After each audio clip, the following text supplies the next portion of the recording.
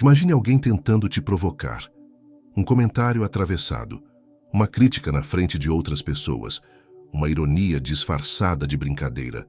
Talvez no trabalho, talvez em casa, talvez num grupo onde você deveria ser respeitado.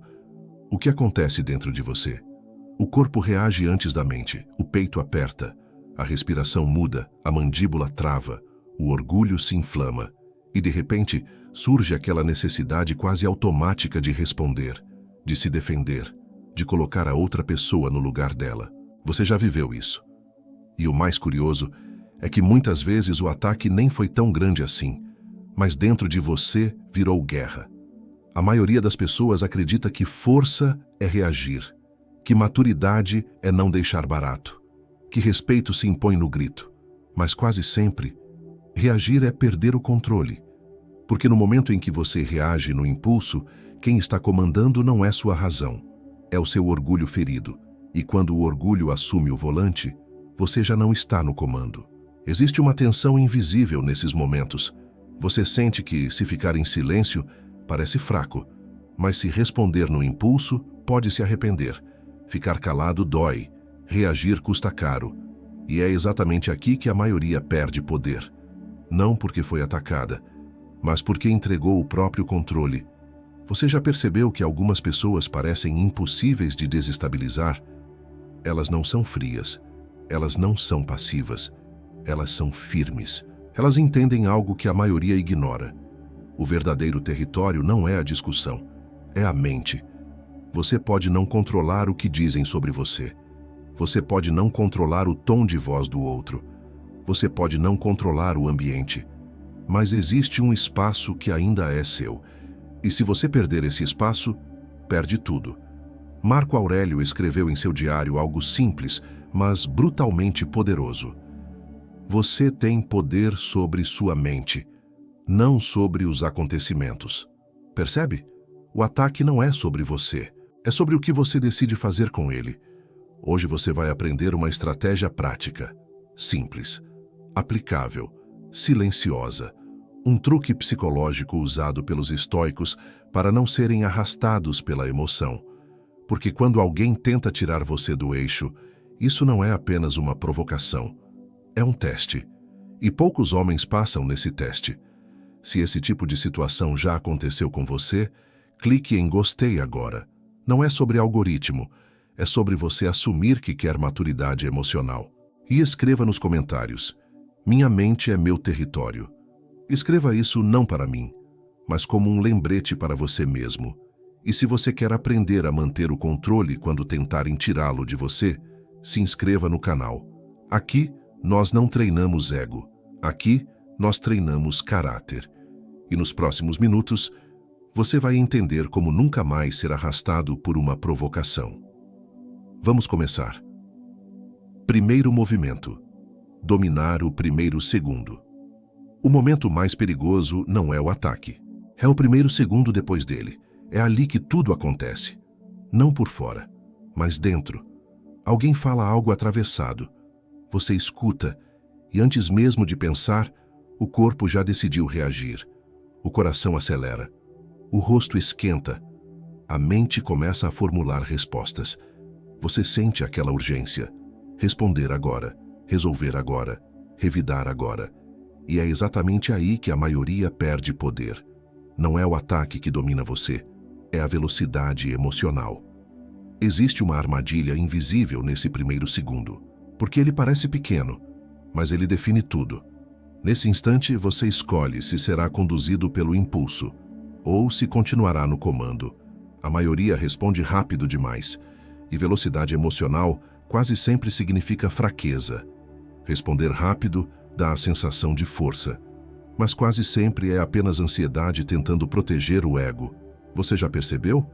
Quando alguém critica você na frente de outros, a primeira reação é se justificar, explicar, corrigir, se defender, como se o silêncio fosse uma admissão de culpa. Mas não é. É domínio. Epicteto deixou algo que atravessa séculos. Não são os fatos que perturbam os homens, mas o julgamento que fazem deles. Perceba a profundidade disso. A frase que a pessoa disse ainda é neutra. Ela só ganha peso quando você interpreta como ameaça.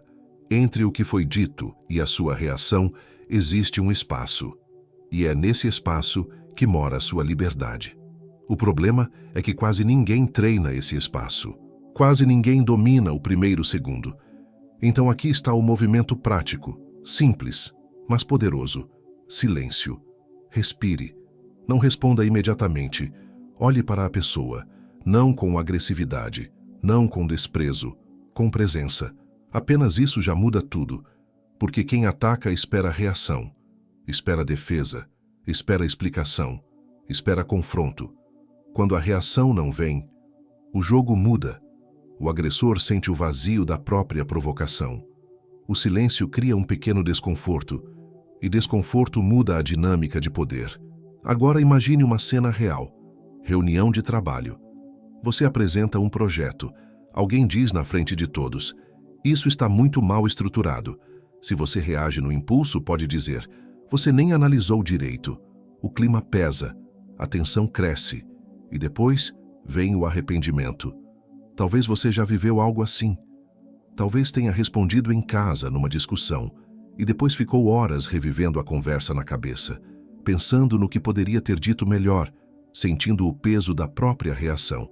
Esse peso não vem do ataque, vem da falta de controle no primeiro segundo. Agora imagine a mesma situação. A crítica acontece. Você respira, olha, e diz apenas: "Pode me explicar melhor?"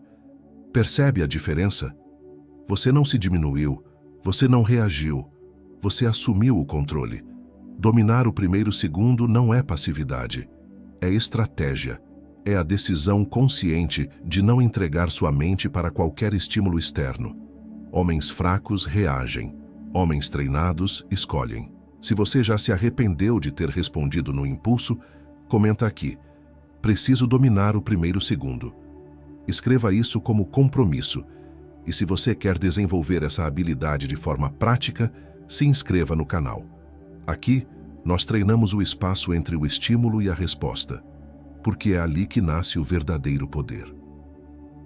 Segundo movimento: mudar o campo da conversa. Depois do silêncio, vem a inteligência. Pausar é o primeiro passo, mas ficar apenas em silêncio não basta. Agora você precisa assumir o controle da direção, porque existe uma diferença enorme entre emoção e estratégia. Emoção reage, estratégia conduz. Quando alguém ataca você, a tendência natural é se defender, mas defesa é posição fraca. Defender-se significa aceitar que o outro definiu o terreno. Ele acusou, você explicou. Ele atacou, você justificou. Percebe? Quem define o campo da conversa controla a dinâmica. E o estoico entende isso. Ele não responde defendendo-se. Ele responde perguntando. Perguntas são armas invisíveis, porque a pergunta desloca o poder. Quando você pergunta, você obriga o outro a sair da posição confortável da crítica genérica. Você exige clareza, e clareza é desconfortável para quem ataca por impulso. Imagine alguém dizendo: "Você nunca faz nada direito." Se você reage emocionalmente, responde: "Isso não é verdade." Pronto. Entrou na arena emocional. Agora, imagine outra postura. Você olha com calma e pergunta: "O que exatamente você acredita que poderia ser feito melhor?" Percebe a mudança? Agora, a conversa saiu da acusação vaga. Entrou na objetividade. Sêneca alertava sobre algo essencial. A ira, se não é contida, é frequentemente mais prejudicial que a própria ofensa. A ira não esclarece, ela complica. Ela transforma um comentário em conflito. Mas a pergunta transforma conflito em análise. E análise exige maturidade. Vamos trazer para uma situação real. Reunião no trabalho. Você apresenta um relatório.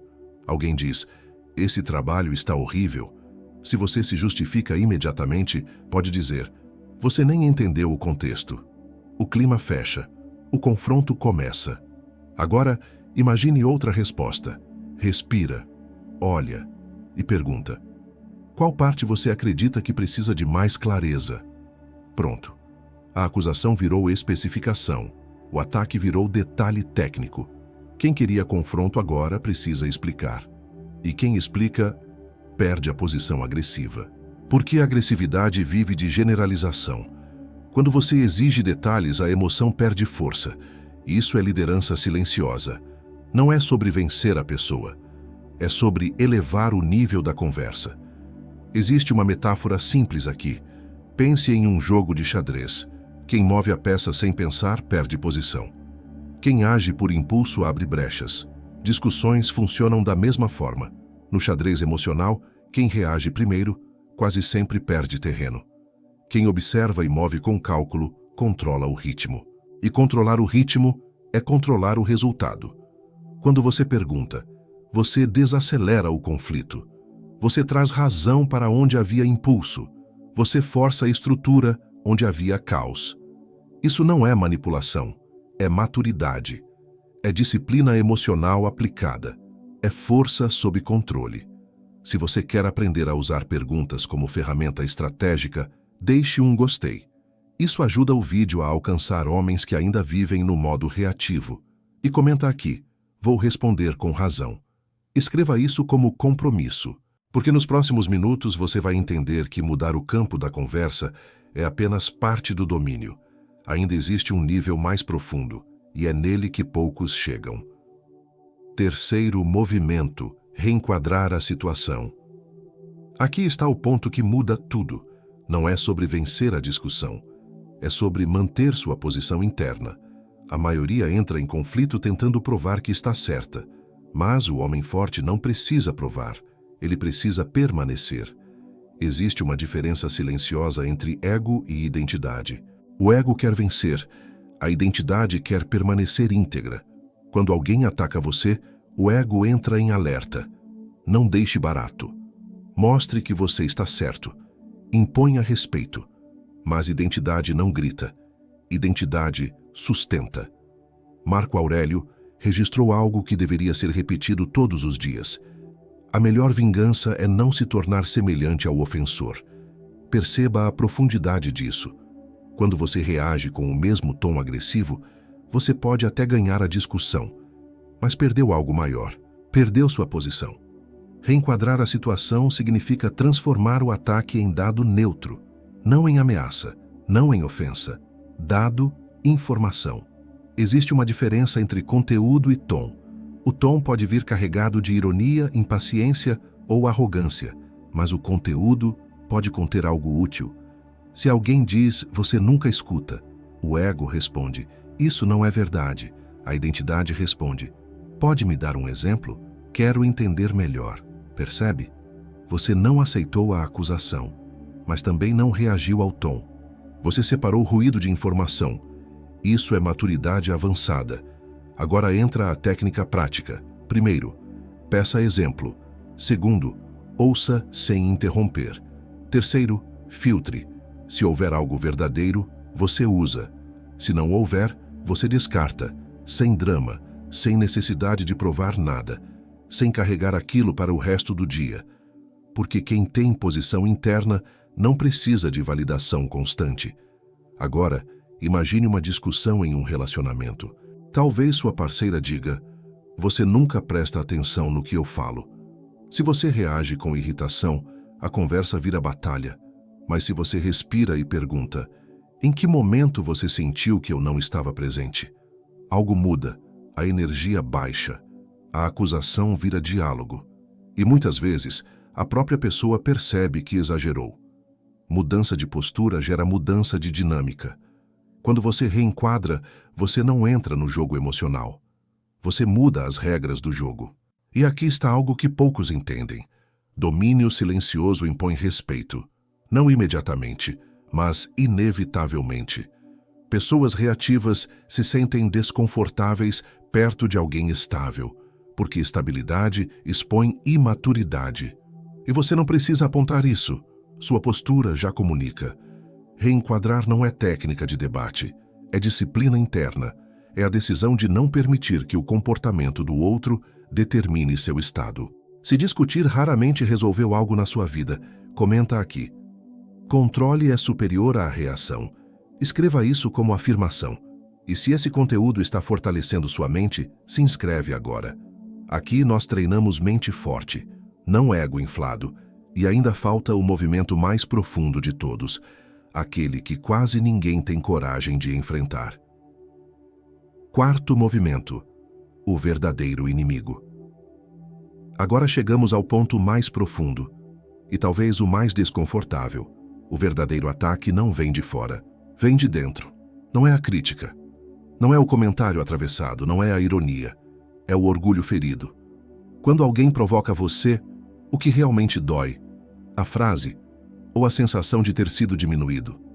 Se formos honestos, o que dói é parecer pequeno. O que dói é sentir que sua imagem foi ameaçada. O que dói é imaginar que outras pessoas podem ter acreditado naquela crítica. E então, o ego entra em ação. Ele sussurra: você não pode deixar isso acontecer. Você precisa mostrar que está certo. Se ficar quieto, vão pensar que você é fraco. Mas aqui está a verdade difícil. O ego não protege você. Ele sabota você. Ele transforma qualquer comentário em batalha. Ele cria guerras onde poderia haver apenas silêncio. O medo de parecer fraco já destruiu mais reputações do que qualquer ofensa externa. A necessidade de estar certo já rompeu mais relações do que qualquer erro real. E enquanto você tenta proteger sua imagem, você perde sua estabilidade. Epicteto foi direto. Quem é ofendido é quem decide se ofender. Isso é responsabilidade total. Não é confortável, mas é libertador. Porque se a ofensa depende da sua aceitação, então você não é refém de ninguém. Quando alguém provoca você, o mundo não está testando sua agressividade. Está testando seu controle. Homens reativos são comuns. Você vê em todo lugar, no trânsito, na internet, nas reuniões, dentro de casa. Mas homens estáveis são raros, e raridade gera respeito. Não porque eles impõem, mas porque eles não oscilam. Eles não se desorganizam emocionalmente a cada estímulo. Eles não entregam o próprio centro por qualquer comentário. E isso cria uma presença diferente, uma presença firme, silenciosa, impossível de manipular. Agora a pergunta não é mais sobre o que fazer quando for atacado. A pergunta é: quem você quer ser nesses momentos? O homem reativo ou o homem disciplinado? O homem guiado pelo orgulho ou o homem guiado pelo domínio? Você não controla o que os outros dizem, mas controla se vai transformar aquilo em guerra interna.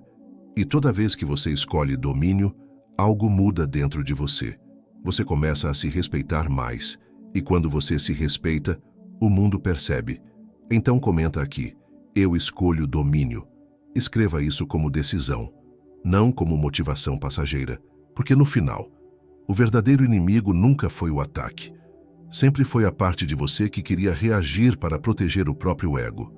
E vencer esse inimigo é o que separa homens comuns de homens fortes. Quando tentarem te desestabilizar, lembre-se, tudo começa no primeiro segundo. Aquele instante invisível, onde você decide se reage ou se assume o comando. Depois, você muda o campo da conversa. Você não se defende. Você pergunta. Você conduz. Você traz razão para onde havia impulso. Em seguida, você reenquadra. Você não transforma ataque em guerra. Transforma em dado. Usa o que serve. Descarta o que não serve. Sem drama, sem necessidade de provar nada. E por fim, você vence o verdadeiro inimigo, o ego, a necessidade de estar certo, o medo de parecer fraco, o impulso de reagir. Percebe a construção? Primeiro segundo, campo da conversa, reenquadramento, vitória sobre o ego. Isso não é teoria, é disciplina aplicada. E aqui está o ponto que precisa ficar claro. Calma não é fraqueza. Calma é poder estratégico. Fraqueza é reagir sem pensar. Fraqueza é perder o controle do próprio estado. Calma é permanecer inteiro quando tentam fragmentar você. Marco Aurélio escreveu algo que resume tudo.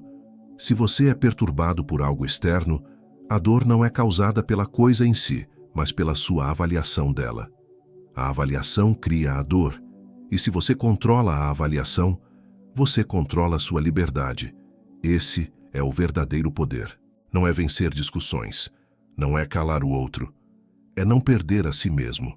A partir de agora, quando alguém tentar provocar você, você não será mais arrastado, você não será mais conduzido, você não será mais dominado pelo impulso.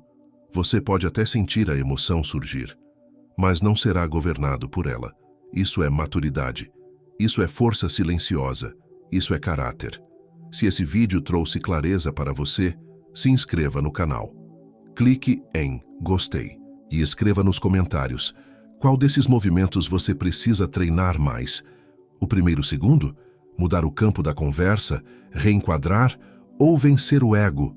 Escreva, não para mim, mas como compromisso com você mesmo, porque no final, não é sobre vencer discussões, é sobre nunca mais perder a própria mente. E homens que dominam a própria mente são impossíveis de manipular. Obrigado pela atenção.